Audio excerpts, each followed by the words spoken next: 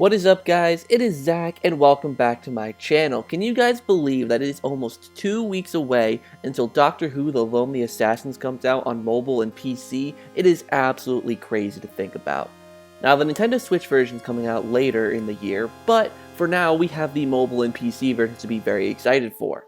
So I will obviously be streaming this game on the channel once the game comes out, so please make sure to check out this stream. I'll be having so much fun with the game.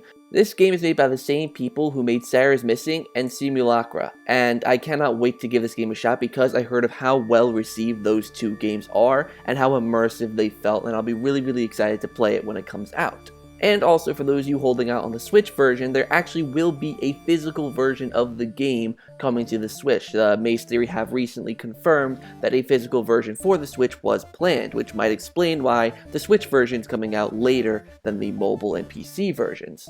But today we're actually going to be talking about how big this game actually is, because I thought it was going to be a cute little story, just, where you're helping out Osgood, trying to find Larry Nightingale, but this story actually goes deep into Doctor Who lore. Even if it's not in the actual game itself, all the things building up to the game really do show how expansive the world of Doctor Who is, and all the little references of different things that tie it all together and make it feel really like it's part of the Doctor Who universe.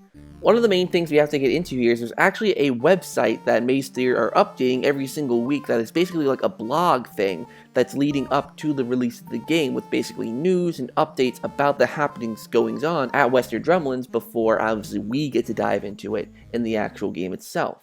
Now, on the main page, you'll see that there's quite a few things, articles by people like Larry Nightingale, Professor Gray, we have Matt Shore, quite a few interesting people who are writing articles, obviously Larry Nightingale being a character from the episode Blink and the main person we are trying to rescue in this adventure. But there is one article written by someone who is really interesting in the world of Doctor Who. Now, for those of you who are hardcore fans, you might remember a little show from CBBC called The Sarah Jane Adventures, which basically followed Sarah Jane Smith, who was a former companion of the Doctor, and where she had her own adventures with her son and her son's friends. I highly recommend it. It's really a cute little thing. It's much more tailored to children, but you get to see monsters like the Jadoon, the Centaurans, the Slitheen, just a lot of memorable monsters, and still overall quite a bit of fun. One of the characters from the Sarah Jane Adventures who is very memorable is named Ronnie, and she started around season 2 of the show, and she was a pretty quick-witted person who was just another friend of Luke's who joined on for the adventures. Well, on the Into the Unknown blog website, there is actually an article written by Ronnie, and it's really interesting seeing Ronnie come back in this format because we haven't seen her since the last episode of the Sarah Jane Adventures. Because of Elizabeth Sladen's unfortunate passing, she hadn't really been able to come back because the Sarah Jane Adventures ended there. But there actually was one part where she kind of reprised her role in the Doctor Who lockdown thing that happened this past year. It's actually really cool to see her come back to the character. And fun fact, the actress who played Ronnie actually did return in Doctor Who as the Skithra, so that's a really interesting fun fact for you. But anyways, her character returns to write this blog post about the Western Drumlins and her investigation into it, obviously noting Kathy Nightingale's disappearance from the episode Blink, as well as other disappearances that have happened at Western Drumlins. Does this mean that Anjali Mohandra will reprise her role as Ronnie in The Lonely Assassins?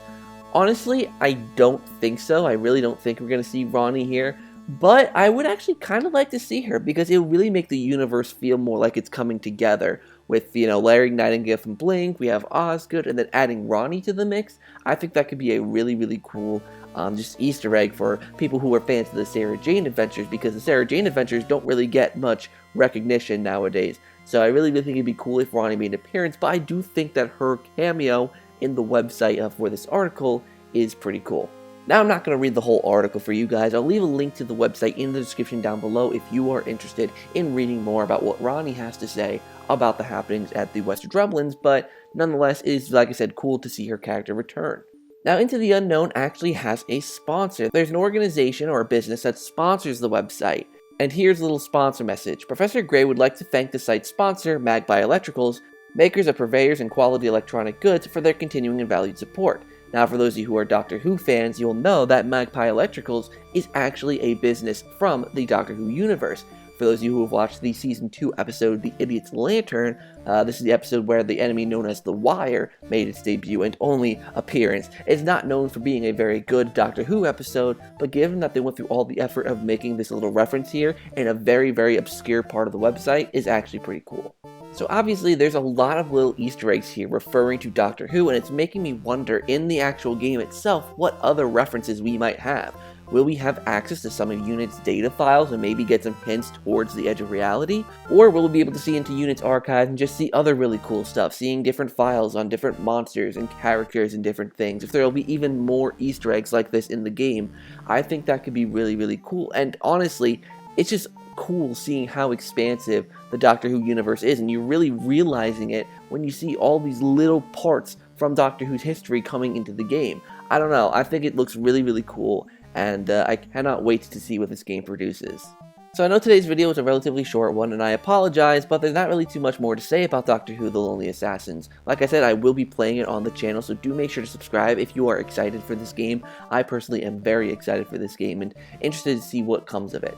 And of course, The Edge of Reality will probably be coming out in the next couple months, so I am very excited to hear more about that game as well. So again, do subscribe if you are interested in hearing more about that game. So I don't know what else to say besides thank you guys so much for watching. Hopefully you enjoyed. Make sure to like, comment, and subscribe. All the stuff down below. Click on the notification bell so you're notified of when I upload videos. And check out the merch store. There is some cool ZakPak merch up on there for you to check out. So, thank you so much for watching. Hope you enjoyed. And until next time, I'll see you in the next video.